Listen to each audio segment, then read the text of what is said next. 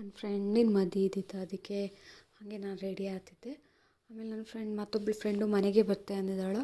So ಇಬ್ಬರು ಒಟ್ಟಿಗೆ ಮದುವೆಗೆ ಹೋಗಪ್ಪ ಅಂದೇಳಿ ಹಾಗೆ ಹಬ್ಬಕ್ಕೆ ಒಂದು 4 ಫೋಟೋ ತೆಕ್ಕೊಂಡೆ. ಆಮೇಲೆ ಅಷ್ಟೊತ್ತಿಗೆ ನನ್ನ ಫ್ರೆಂಡ್ ಮನೆಗೆ ಬಂದಳು.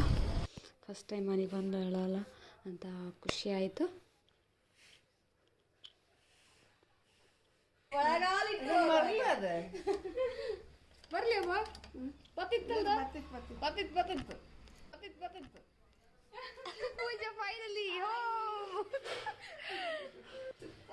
ಸೊ ನಮ್ಮ ಬಂದು ಜ್ಯೂಸ್ ತಾನೆ ಕೊಟ್ಟು ಅದನ್ನು ಕೂತು ಸ್ವಲ್ಪ ಮಾತಾಡಿ ಮತ್ತು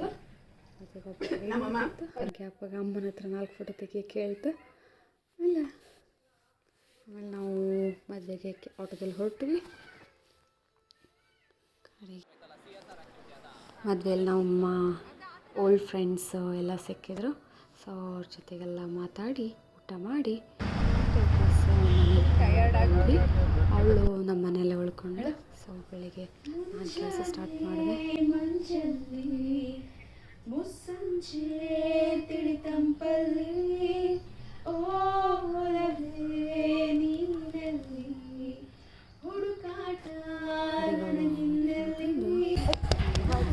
ಬಾಯ್ ಆಂಟಿ, ಬಾಯ್ ಬಾಯ್, ನೆಕ್ಸ್ಟ್ ಟೈಮ್ ಬಾ.